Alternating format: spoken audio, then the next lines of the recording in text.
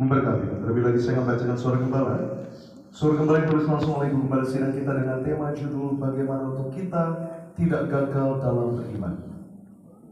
Roma yang pertama adalah pembukaan. Tuhan Yesus berkati jemaat Tiberia selalu di dalam lindungan Allah. Diberkati dalam segala usaha dan pekerjaan, yang sakit disembuhkan, yang berbeban berat diberi kelegaan, dengan kuasa minyak dan anggur tidak resesi dan tidak dirusakkan. Apa yang kami perlu Tuhan cukupi dan apa yang kami butuhkan Tuhan sediakan. Dalam nama Tuhan Yesus, haleluya, amin. Roma yang kedua, bagaimana untuk kita tidak gagal di dalam beriman. Yaitu yang pertama, banyak membaca dan mendengar firman Tuhan.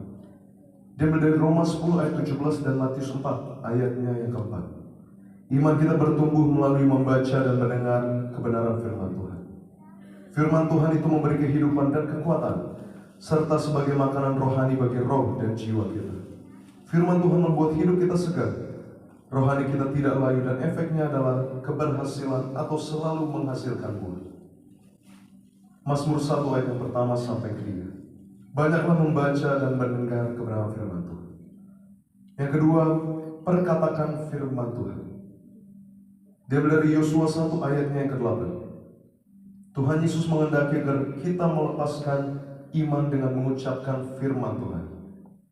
Jika firman itu diucapkan dan dikeluarkan dari mulut kita, maka firman Tuhan akan berkuasa untuk mengubah hidup kita. Persamaan antara khawatir dan iman adalah memikirkan hal-hal yang akan datang. Kekhawatiran adalah berpikir dan mengucapkan hal-hal buruk yang akan terjadi, tetapi iman berpikir dan mengucapkan hal-hal yang indah dan berkat untuk kita alami. Jadi pilihannya ada pada kita, apakah kita mau khawatir atau beriman tentang masa depan kita. Yang ketiga, hidup dalam kasih dan pengampunan. Diambil dari Markus 11 ayat ke-24 sampai 25 dan Galatia 5 ayatnya yang ke-6. Tantangan untuk iman bertumbuh dan mengalami kuasa firman Tuhan adalah kita mau hidup dalam kasih dan pengampunan. Kita harus mengampuni supaya kita terlepas dari kepahitan dan dendam. Karena hal itu menjadi penghalang berkat dan penghalang iman untuk bertumbuh. Jika kita mengampuni, maka kita akan berjalan dalam otoritas yang kuat. Tapi jika kita tidak mengampuni, maka kepahitan dan dendam akan seperti penyakit akan menggerogoti diri kita. Dan yang keempat, yang terakhir, selalu bangkit kembali dan lihat sisi positifnya.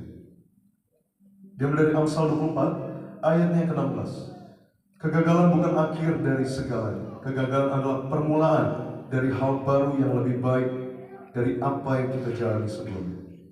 Bangkitlah kembali, berapa kali pun iman kita gagal, dan lihatlah sisi positifnya. Gagal dalam iman sekalipun, jangan putus asa, jangan frustasi atau sedih. Tuhan ingin kita menjadikan kegagalan sebagai bagian dari proses pertumbuhan iman kita. Dan sebagai doa penutup, Tuhan Yesus, kami berdoa agar kami hidup sepenuhnya dalam Engkau dan hidup di dalam kekudusan. Menjadi pelaku daripada firman-Mu, hidup menyenangkan hati Engkau, tidak mendukakan hati Engkau dan tidak mendukakan hati sesama. Engkau menghendaki agar nama kami tercatat di dalam kitab kehidupan di surga.